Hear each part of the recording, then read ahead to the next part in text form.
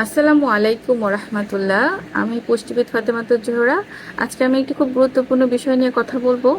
আমাদের মধ্যে অনেকেই এমন রয়েছে যারা সকালে ঘুম থেকে ওঠার পরও ঘুম ঘুম অনুভব করেন অথবা অলস অলস অনুভব করেন।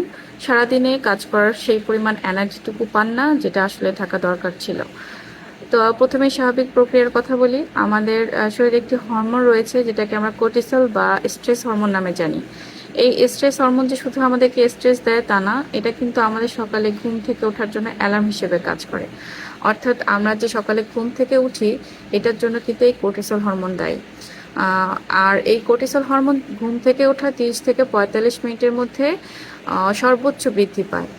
আর এটাকে বলা হয় কর্টিসল অ্যাওয়াকেনিং রেসপন্স।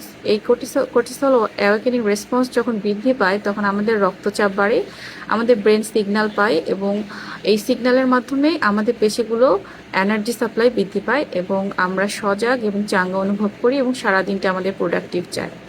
তো দেখা যায় যে যাদের এই ঘুম ঘুম ভাবটা থেকে যায় তাদের আসলে এই যে কর্টিসলের নিঃসরণ যে স্বাভাবিকভাবে বৃদ্ধি পাওয়ার প্রক্রিয়া, এটা কিন্তু ব্যাহত হয় অথবা এটা ডিসরেগুলেট হয়ে যায়, যার কারণে তারা দেখা যায় যে তাদের ব্রেন সজাগ হতে পারে না এবং দেখা যায় যে তাদের সবসময় ঘুম ঘুম ভাব একটা থেকে যায়। তো এটার পিছনে আসলে অনেক কারণ দায়ী, যেমন যাদের স্ট্রেস বেশি বা যাদের হচ্ছে ঘুমের সমস্যা আছে, যাদের প্রপারলি ঘুম হয় না রাতে, যাদের অনেকটা সময় ধরে মোবাইল স্ক্রোলিংয়ের একটা অভ্যাস থাকে বা যাদের স্লিপ এপনিয়া থাকে, আবার যাদের হচ্ছে ডিপ্রেশন, প্রচণ্ড পরিমাণে ডিপ্রেশন থাকে, যেটা পেছনে দায়ী হতে পারে ভিটামিন ডি এর অভাব, আবার অর্থাৎ বার্ন আউটের সমস্যা যাদের রয়েছে তাদের, এবং যাদের ইনসুলিন রেজিস্ট্যান্ট বা রক্তে শর্করার পরিমাণ বেশি থাকে তাদের ক্ষেত্রেও এই ধরনের সমস্যা দেখা দেয়।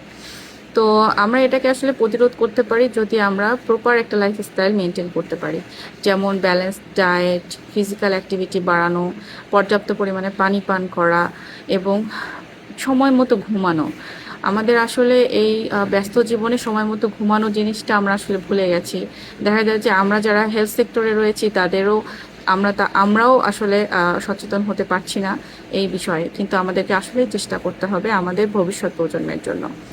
সবাই ভালো থাকবেন, সুস্থ থাকবেন। আজকে এই পর্যন্তই। আসসালামু আলাইকুম ওয়া রাহমাতুল্লাহ।